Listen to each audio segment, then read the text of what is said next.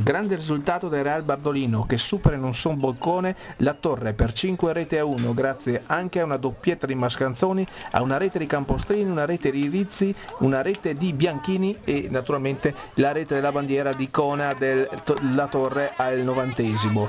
E oggi praticamente la formazione di Grazia Trentin ha superato l'ultimo ostacolo per la conquista dello scettro di categoria. Ora, come si suol dire di nuovo, solo la matematica, un punto solo manca alla conquista definitiva di questo amato campionato che proietta la formazione di casa al prossimo campionato di Serie B o A2, che sia a seconda delle situazioni al femminile che nell'estate si succederanno. Avanti ancora, ed ora solo, come detto, la matematica.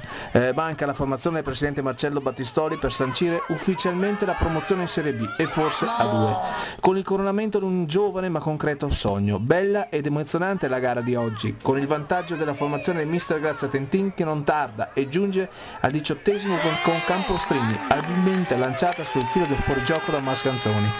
Campostrini che ricambia e ringrazia il favore al 35°, pennellando dalla destra un delizioso pallone per la testa di Rizzi che realizza in elevazione il raddoppio del Real Bardolino. La ripresa sulla falsa riga della prima frazione di gioco, con le gialloblu del Real, oltre che essere padrone di casa, erano anche letteralmente padrone del campo, con una serie a dir poco impressionanti di occasioni della rete fallite per un soffio. Due sole giocatrici, leste e caparbie, nell'inquadrare lo specchio. La prima, manco a dirlo, la solita e brava Mascanzoni che realizza la terza rete al 15° in mischia e la quaterna al 20° girando di precisione all'incrocio dei pali difeso dall'incolpevole Leoni. La seconda gialloblu è invece Alice Bianchini, la quale insacca in mischia la sua prima rete stagionale tra gli applausi del pubblico e delle compagne al 35°. In mezzo a tutto questo la segnatura della bandiera per la formazione della pur brava mister Barbara Giuliari con Cona al 43° del secondo tempo. Ora, come detto, la matematica è solo una pura utopia. A voi.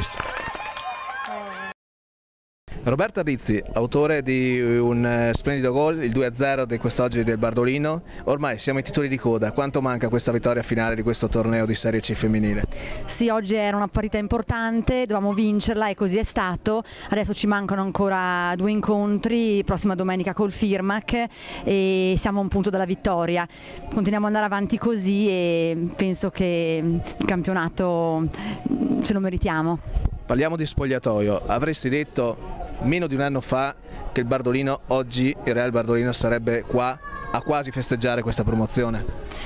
Ma gli obiettivi erano chiari fin dall'inizio e il lavoro è stato svolto con questo obiettivo da tutto lo staff tecnico, dall'allenatrice, dal presidente e penso che noi giocatrici la diamo fino adesso e stiamo dando il massimo per arrivare a vincerlo.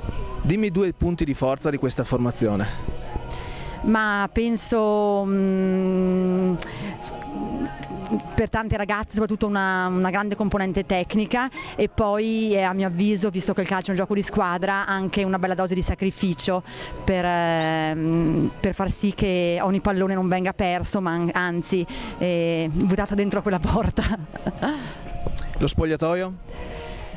Ma devo dire la vittoria forse anzi sicuramente è la conseguenza di un bellissimo gruppo di cui io sono orgogliosa di farne parte. Mister, intanto complimenti per la sonante vittoria contro la Torre per 5-1. La classica domanda che qualunque persona ti farebbe: siamo ai titoli di coda?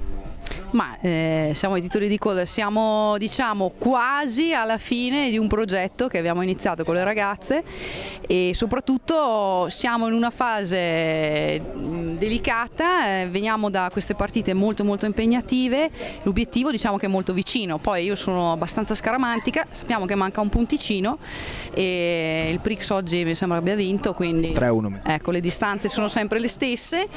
Una partita in meno. Vabbè. Noi proseguiamo e sappiamo che domenica prossima dobbiamo entrare in campo come è stato tutte queste partite che si sono susseguite l'una all'altra, dobbiamo entrare in campo con la stessa testa, per cui quello che posso dire è che ovviamente c'è molta stanchezza fisica, si è lavorato molto di testa e le ragazze in campo mettono tutto. L'obiettivo è molto vicino e niente, io preferisco chiudere qui. Sono contenta della prestazione delle ragazze anche di oggi, per il gioco che si è visto in campo. Poi come sempre costruiamo molto, potremmo concretizzare molto di più, ma non ci lamentiamo assolutamente. Detto ciò, martedì abbiamo l'impegno della finale Coppa Veneto e quindi mentalmente stiamo già pensando a questo tipo di impegno e cercando di ricostituire le comuni forze fisiche delle ragazze, che ovviamente alcune sono affaticate, altre meno, però sono molto fiduciosa, ecco. Mister, una classica domanda da giornalista di determinate situazioni: è stato più facile o più difficile prendere in mano il Real Bardolino un mese e mezzo fa? Allora, è stato difficile all'inizio perché tutto sommato è una cosa che io non mi aspettavo e diciamo che di facile non c'è niente nella vita. C'è solo la forza di volontà nel fatto di condividere con le ragazze un progetto che è partito in queste settimane, e questo progetto ha preso piede sempre di più e secondo me c'è stata proprio una crescita esponenziale. Secondo me la squadra adesso è impostata e quindi lasciamo queste ultime partite che, come spero io, e facendo gli scongiuri si concretizzi tutto quello che sta alla fonte, no? Come ho detto io alle ragazze, convincere, cioè superare insieme.